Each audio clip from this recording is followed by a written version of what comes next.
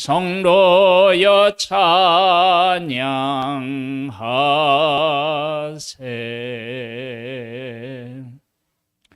하나님 아버지, 은혜를 베풀어 주셔서 예배를 드립니다. 하나님께서 얼마나 위대하신 분이신지 깨달아 알게 도와주시고, 그 가운데서 내가 지금 살고 있음을 알아서 하나님과 동행하는 그 기쁨, 그 감사가 우리의 삶에 늘 차고 넘치기를 소망합니다. 예수님의 이름으로 기도드립니다. 아멘. 욥기 8장 말씀을 보겠습니다.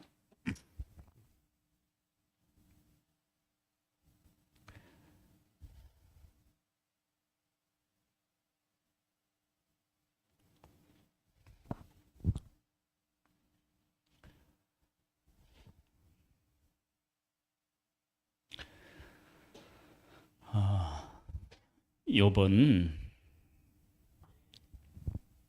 자기가 하나님 앞에서 특별한 존재이기 때문에 어려움을 겪고 있는 자신을 바라보면서 하나님 앞에 기도하지만, 그러나 실상은 자기는 부족한 존재이다.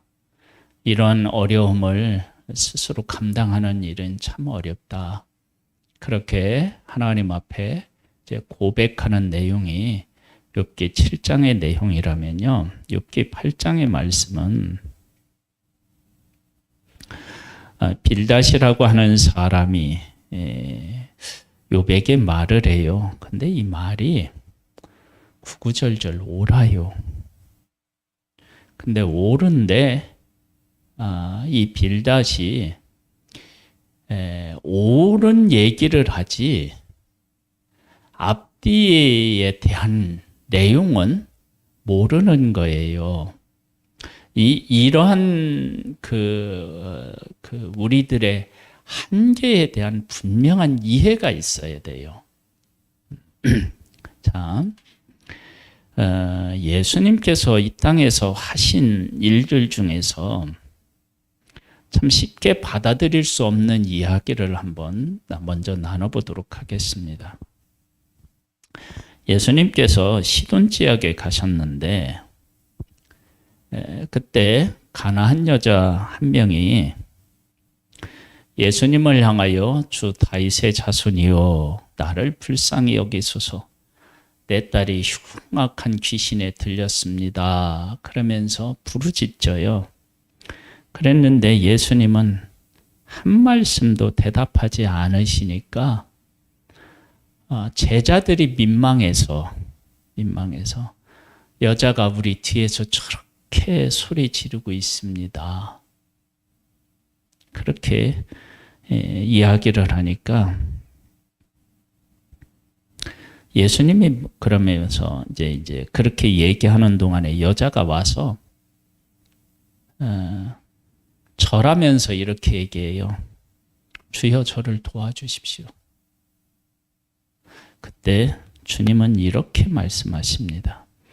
나는 이스라엘 집에 잃어버린 양 위에 다른 데로 보냄을 받지 않았다.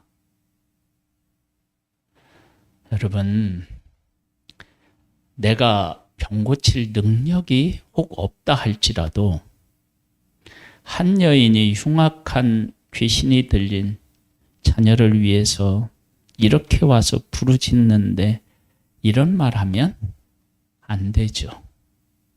근데 주님은 그렇게 하셨어요.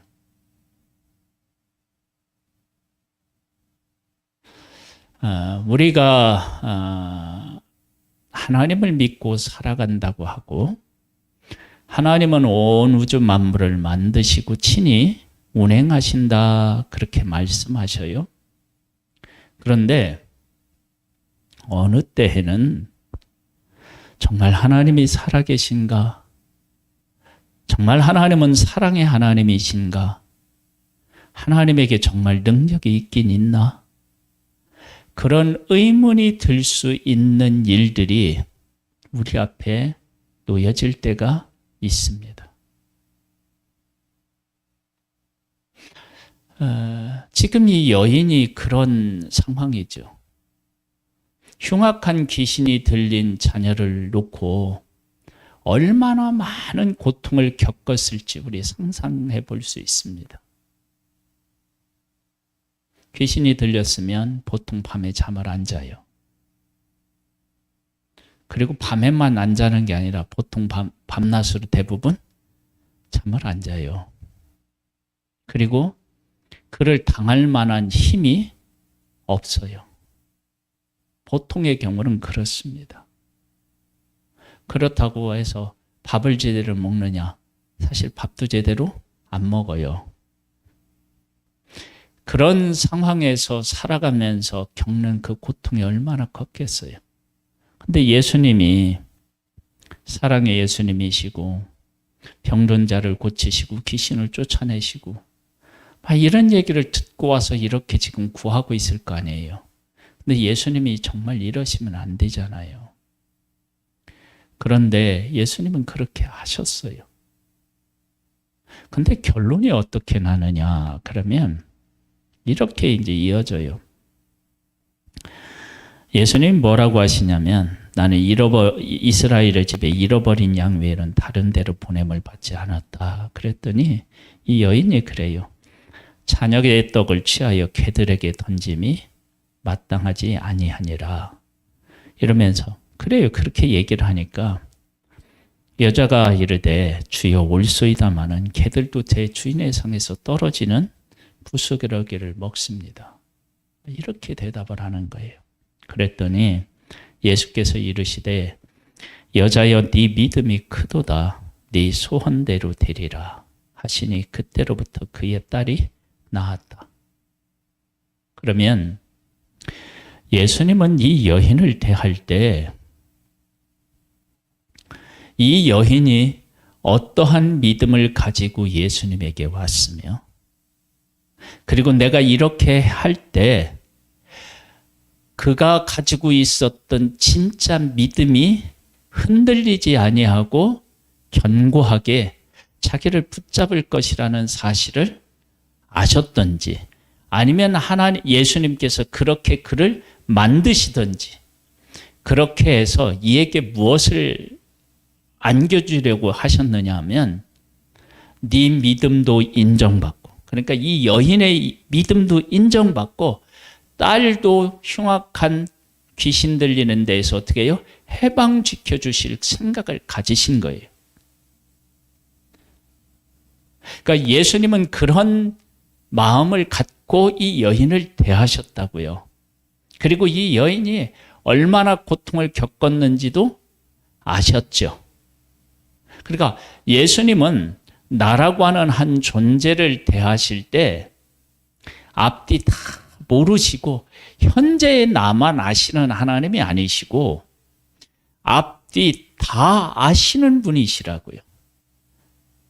그리고 지금의 나보다 더 복된 나로 서기 위해서 지금 무엇이 필요한지를 아시는 분이 바로 예수님이시고 하나님이신 거예요. 그런 가운데 우리를 대하시는 겁니다. 그런데 우리들은 여기에 이제 빌닷이라고 하는 사람이 나오는데요. 빌닷이라고 하는 사람이 하늘에서 사탄과 하나님과의 그런 어떤 대화 있었던 상황들 이걸 알았을 리가 없잖아요. 모르잖아요. 누구도 지금 모르느냐면 사실은 욥도 모르고 있잖아요. 그런 모르고 있는 상황에서 욥에게 옳은 말을 해요. 말은 옳은데 앞뒤 상황을 모르니까 그 말이 옳다라고 말하기가 어려운 거예요. 하나님께서는 욥이라고 하는 사람의 믿음을 어떻게 해요? 받으시고 인정을 해 주셨어요. 그런데 지금 욥의 친구들은 하나님 앞에 네가 잘못했다 그러한 전제를 가지고 이야기를 하고 있어요. 그러니까 하나님께서 욥을 받으시고 욥의 믿음을 인정하셨는데 그 사실을 이들은 모르는 거예요. 그런 가운데서 뭐를 하느냐면 옳은 말을 해요.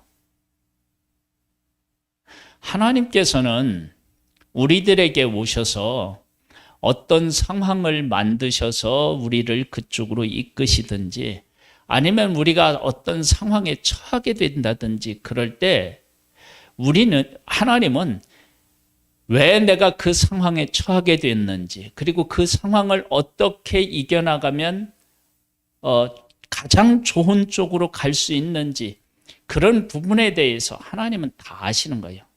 전, 지금, 그리고 후 다 이걸 아시고서 우리에게 말씀하셔요. 보세요. 우리가 지금 이제 창세기를 하고 있는데 창세기 이제 아브라함이라고 하죠.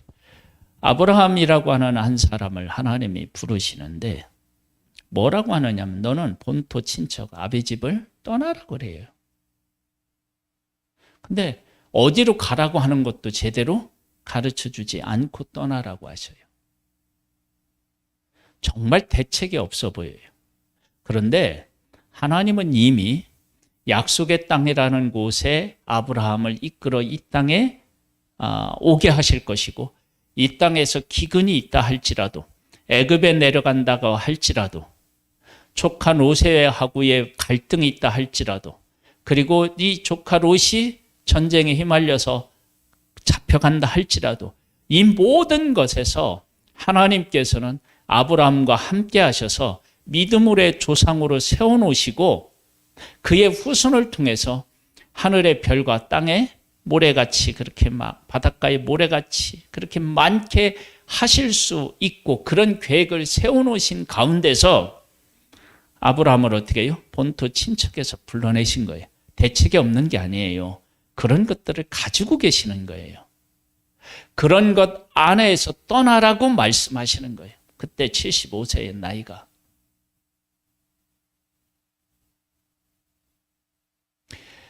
이렇게 하나님께서 우리의 인생에 오셔서 우리의 인생을 지금 보고 계시고 돌보고 계시고 우리를 이끄신다라고 하는 사실을 우리가 믿음으로 그걸 알아야 돼요. 믿음으로. 그걸 고백해야 된다고요. 자, 이제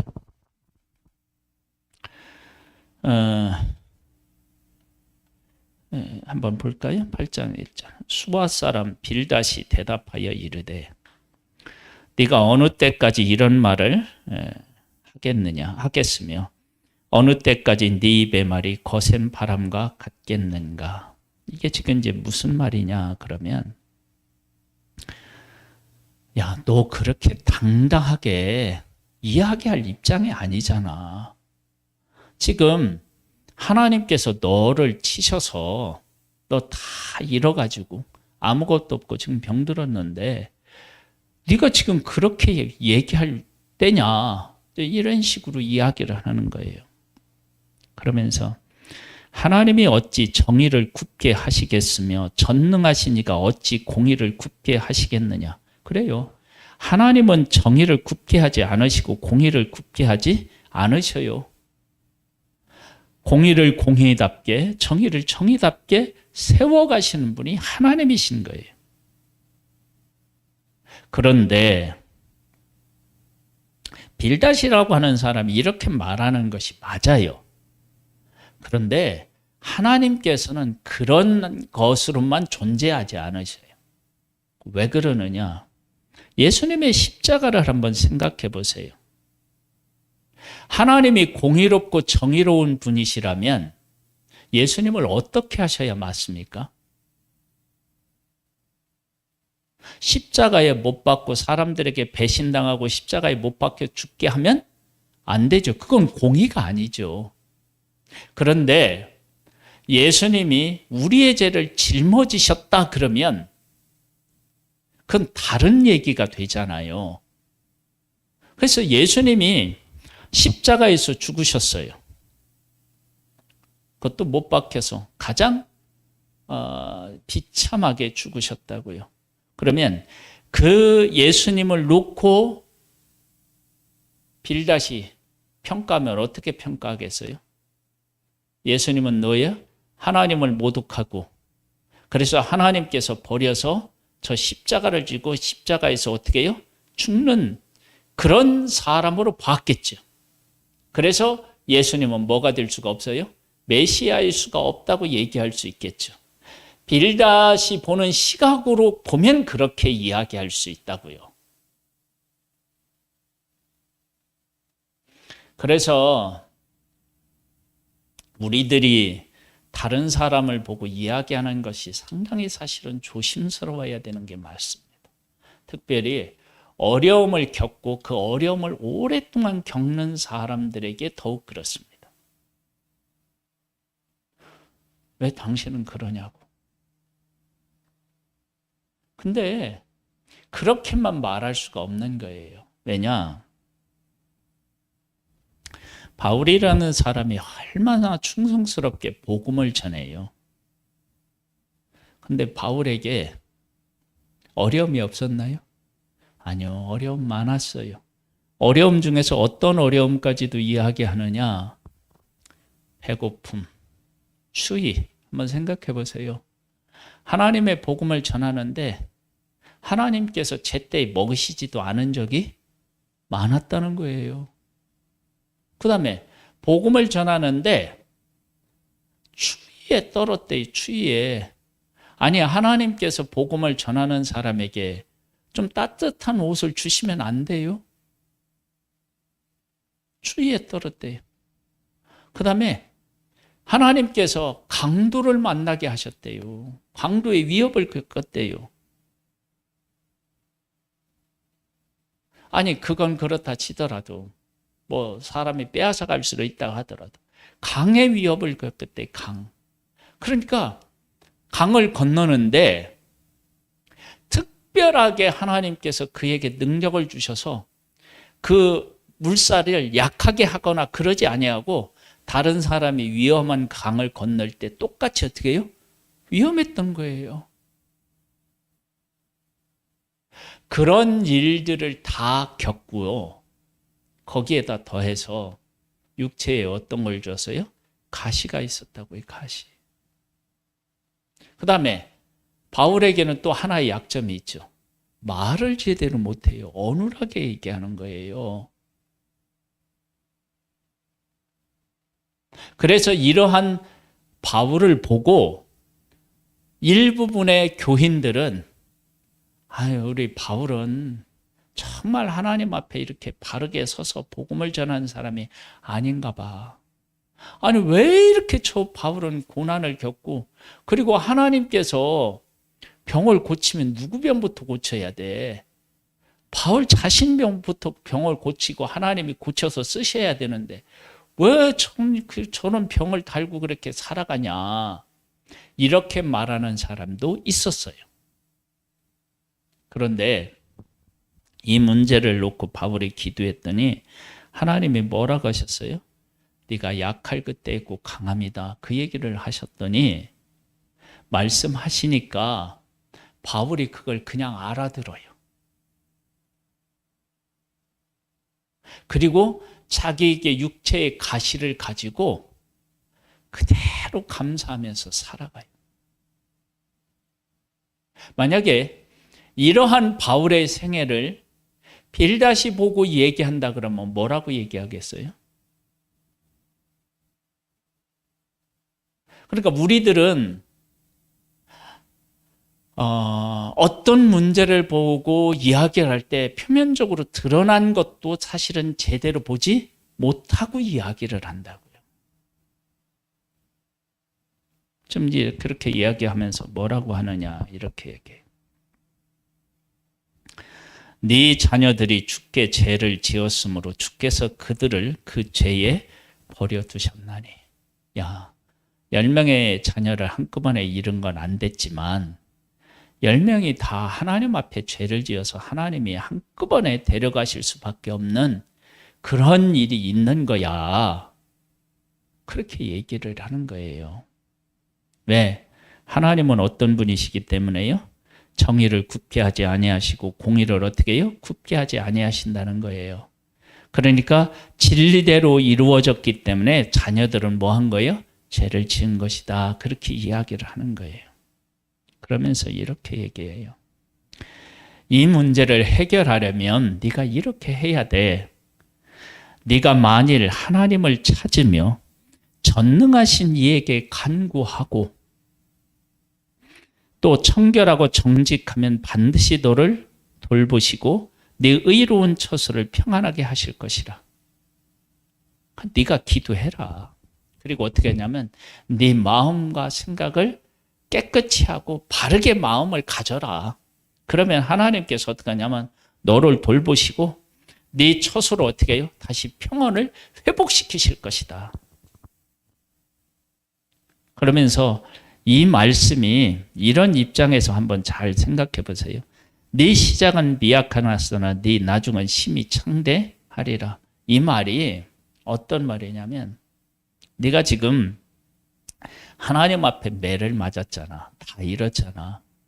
그런데 그 잃은 상태, 그 미약한 상태에서 네가 전능하신 하나님을 찾고 그분 앞에서 마음을 청결하게 하고 정직하게 하면 네 나중을 심히 하나님께서 회복시켜서 창대하게 하실 거야. 그런 의미를 지금 담고 있어요. 그 다음 볼까요?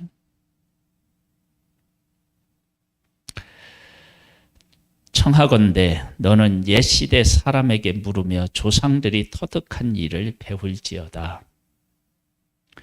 우리는 어제부터 있었을 뿐이라 우리는 아는 것이 없으며 세상에 있는 날이 그림자와 같으니라.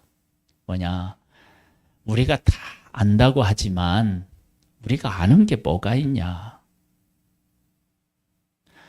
지금 성경으로 이야기를 하면 지금까지 몇천 년이 흘렀어요? 6천 년이 흘렀잖아요. 제가 지금 살아간 삶이 이제 쉬운 후반에 들어가요. 근데 이 6천 년에 비하면 이 세월은 어떻게 해요? 진짜 어제뿐인 거죠. 그리고 내가 태어나서 뭐 몇 살까지는 뭐 제대로 알겠어요? 모르는 상태에서 살아가고. 그럼 이제 또 나이 좀 더 먹으면 어떻게 해요? 알아도 그거 뭐 몸이 다 망가져가지고 뭐 어떻게 되겠어요? 그러니까 우리가 그런 존재다. 그러니까 어떻게 되느냐? 옛 사람들에게 물어봐다. 옛 시대 사람들에게 그들은 어떻게 살아갔는지 그런 것을 배워가지고 교훈을 얻어서 이 문제를 해결해야 되지 않느냐. 그런데 너는 네가 잘났다고만 생각하고 있으니까 내가 보기에 너무 답답하다. 좀 이렇게 이제 이야기를 하는 거예요. 그러면서 이렇게 얘기해요. 그들이 네게 가르쳐 이르지 아니하겠느냐. 우리를 잘 생각해 보면 배움을 가질 수 있는 거예요. 그 마음에서 나오는 말을 하지 아니하겠느냐. 네가 이런 고난을 겪을 때 배우려고 하면 그들이 진심으로 너에게 교훈을 주지 않겠느냐. 진실된 것을 네가 배울 수 있지 않겠느냐. 이제 이런 얘기를 하는 거예요. 그러면서 이렇게 해요. 왕골이 진벌 아닌 데서 크게 자라겠으며 갈대가 물 없는 데서 크게 자라겠느냐. 이런 것은 새순이 돋아 아직 듣는 때가 되기 전에 다른 풀보다 일찍이 마르느니라. 이제 이게 뭐냐 그러면 이 왕골이라든지 갈대가 진벌과 물이 없는 상태이면 어떻게 된다는 거예요? 다른 것보다 쉽게 말라버린다는 거예요. 그렇게 마른다는 거예요. 이것은 뭐냐 그러면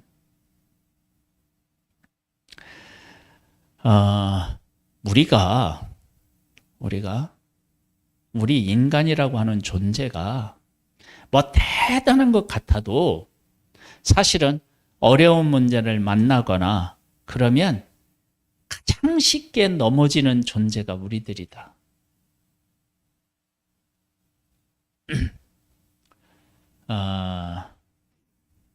그 자연을 이렇게 우리가 이렇게 보면은요, 다 쓰러졌어요. 그런데 이 나무가 그냥 한 8알 정도는 다 부러지고 2할 정도 이만큼 남았는데 그 남은 곳에서 뿌리로부터 오는 영양분을 공급받아가지고 다른 데는 다 말라서 죽는데 가지 몇 개는 이렇게 어떻게 해요? 잎이 파릇파릇하고 꽃도 피우고 막 그래요. 그리고 이게 혹시 또 다 죽는다 그러면 죽는 것으로 끝나지 않고 거기에서 뭐 버섯을 낸다든지 뭐 이렇게 해가지고 그 존재 자체가 뭐야 막 생명력이 있다라고 하는 막 느낌을 받을 때가 있다고요. 근데 인간은 어떻게 되느냐? 우리가 지금 1년 정도 지금 코로나 때문에 이렇게 이제 힘들게 하는데 지금 막 이것 때문에 막 스트레스를 받고 막 이래가지고 물론 받을 만하죠. 힘들죠. 그런데 이런 일 때문에 그냥 넘어지는 거예요. 그러니까 우리는 그렇게 약한 거예요. 그게 우리 인간의 그런 존재다. 그러면서 13절에 이렇게 얘기해요. 하나님을 잊어버리는 자의 길은 다 이와 같고 저속한 자의 희망은 어떻게 무너진다. 하나님 없는 인간이 이렇게 쉽게 무너진다. 지금 누구 얘기를 지금 하고 있나요? 당신이 지금 하나님이 없으니까 이렇게 쉽게 무너지는 거 아니냐. 이렇게 이야기하는 거예요. 그러면서 이어서 이렇게 얘기해요. 그가 믿는 것이 끊어지고 그가 의지하는 것이 거미줄 같은 즉. 그러니까 내가 믿었다고 생각하는 것들이 하루아침에 다 끊어지고 내가 의지하는 것이 거미줄 같아요. 어떻게 해요? 쉽게 사라져버리는 거예요. 끊어져 버리는 거예요. 그 집을 의지할지라도 집이 서지 못하고 굳게 붙잡아 주어도 집이 보존되지 못하리라. 그런 하나님 앞에 바르게 살지 못하는 사람이 견고한 집에 있다고 해서 큰 집에 있다고 해서 그게 지켜지는 것도 아니고 내가 그걸 지키겠다고 아무리 애를 쓴다고 해서 지켜지는 게 아니야. 너 지금 그런 거 아니냐. 네가 그렇게 좋은 집에서 살고 있고 많은 자녀들도 있고 그런데 그냥 하루아침에 다 잃었잖아. 뭐 집이 너를 지켜주든 네가 아무리 붙잡으려고 한다고 해서 그게 붙잡혀지니 안 되잖아. 그러니까 너 하나님 앞에 바르게 살아야지. 이렇게 지금 공격해 오고 있는 거예요. 근데 욥이 지금 당하고 있는 일을 보면 이렇게 말하는 것이 일리가 있게 들리는 거예요. 그런데 욥은 하나님께서 인정하시는 온전한 자였다고요. 당대의 의인이었어요. 그 다음 볼까요?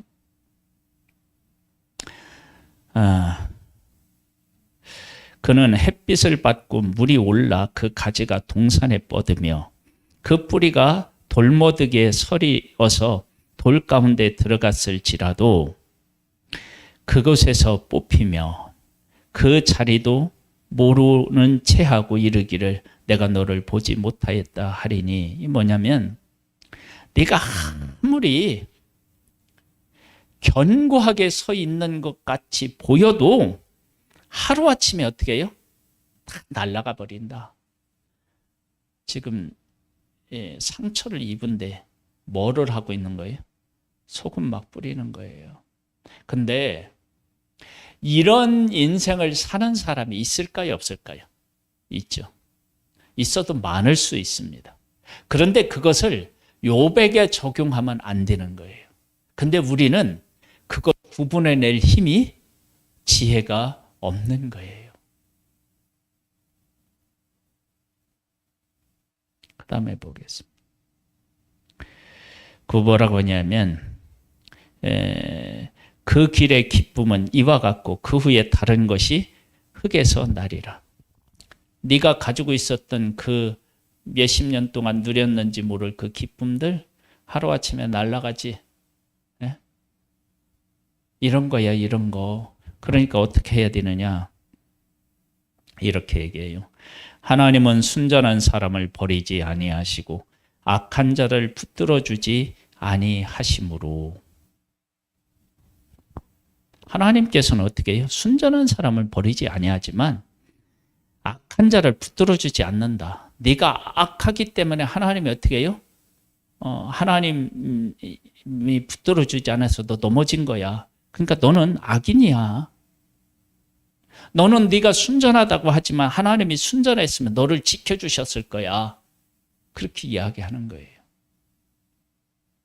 그러면서 웃음을 네 입에, 즐거운 소리를 네 입술에 채우시리니 네가 바르게 살았다면 하나님이 그것들을 채워주실 거야. 너를 미워하는 자는 부끄러움을 당할 것이라. 악인의 장막은 없어지리라. 이렇게 이야기하는 거예요. 근데 이 말이 대부분의 사람들에게는 옳은 말일 수 있어요. 근데 이것이 다 옳은 건 아니라는 거예요.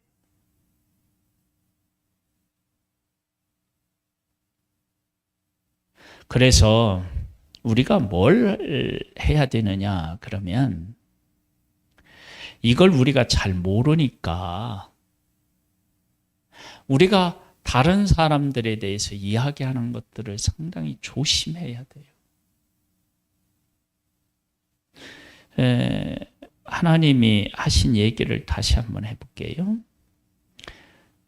우리가 이제 창세기를 지금 묵상하고 있는데 이제 우리가 이제 욥을 만나게 될 거예요. 욥이 뭐 특별히 잘못한 게 없잖아요. 잘못한 게 없는데 형제들 중에서 가장 잘못한 사람처럼 대접받고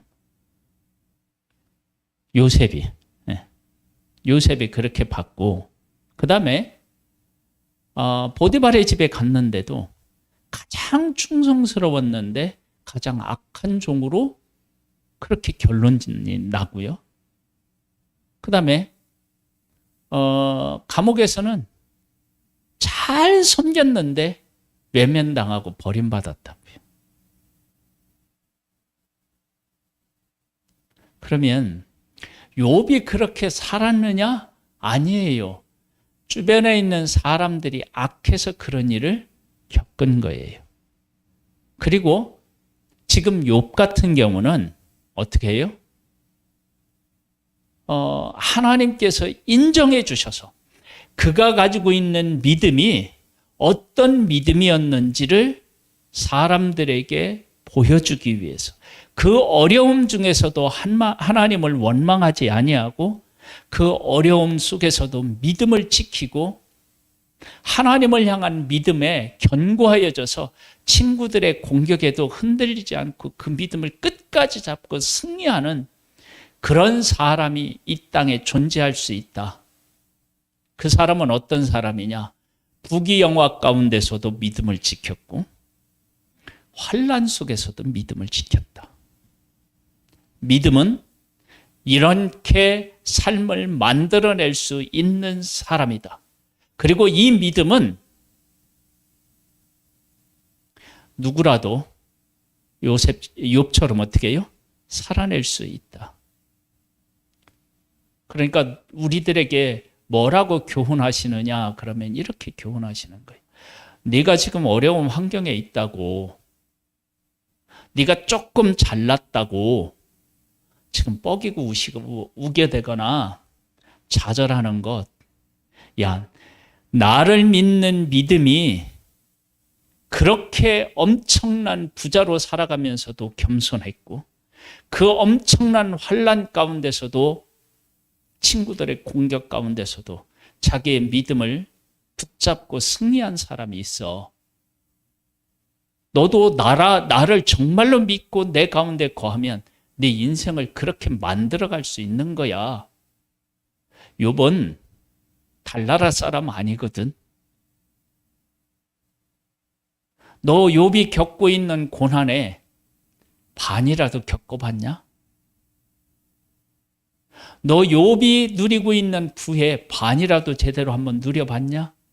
근데 왜 그렇게 교만하고 왜 그렇게 실망하냐? 나를 믿고 내가 너와 함께 하여서 내가 인정하는 믿음을 네가 갖기만 하면 너는 이렇게 위대한 인생을 살아낼 수 있어. 그렇게 욥이라고 하는 사람의 고난을 통해서 우리에게 교훈을 주고 계신 거예요. 이러한 사실을 빌닷이라고 하는 사람이 알았더라면 이렇게 말할 수 있었겠느냐는 거예요. 없었죠. 그러니까 욥이라고 하는 사람은 우리들에게 하나님을 믿는 믿음이 우리의 삶을 어떻게 견고하게 세워나갈 수 있는지를 보여주기 위해서 하나님께서 이 믿음 있는 사람에게 고난을 겪게 하셔서 우리에게 하나님을 믿는 믿음으로 좀 승리했으면 좋겠다. 그렇게 우리에게 지금 말씀하고 계시는 거예요. 지금 그런 의미에서 내 믿음을 한번 돌아보면 나는 어떤가? 그렇죠? 나는 어떤가?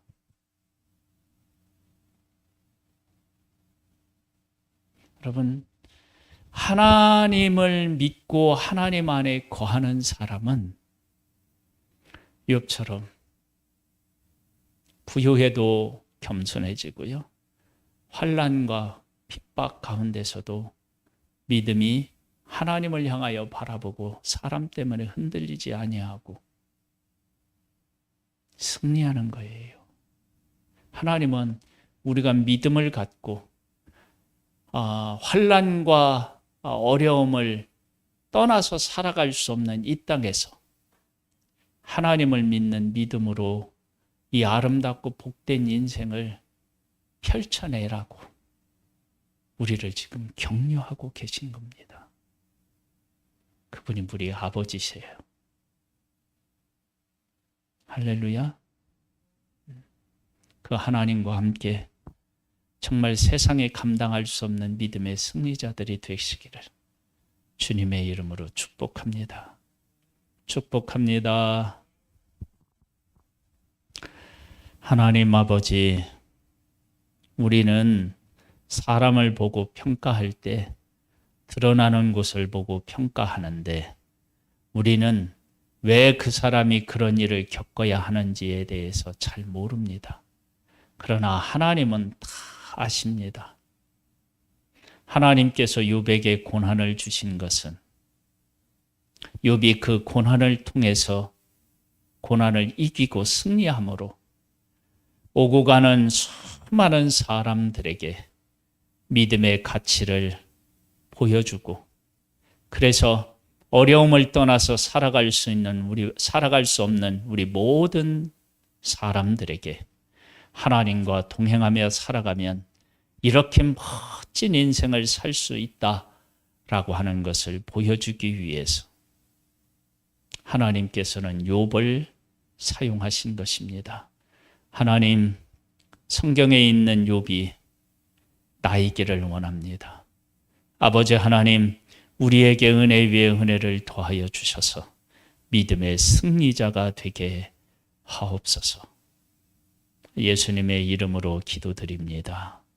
아멘. 하늘에 계신 우리 아버지여, 이름이 거룩히 여김을 받으시오며 나라에 임하옵시며 뜻이 하늘에서 이룬 것 같이 땅에서도 이루어지리이다. 오늘날 우리에게 일용할 양식을 주옵시고 우리가 우리에게 죄 지은 자를 사하여 준 것 같이 우리 죄를 사하여 주옵시고 우리를 시험에 들게 하지 마옵시고 다만 악에서 구하옵소서. 대개 나라와 권세와 영광의 아버지께 영원히 있사옵나이다. 아멘.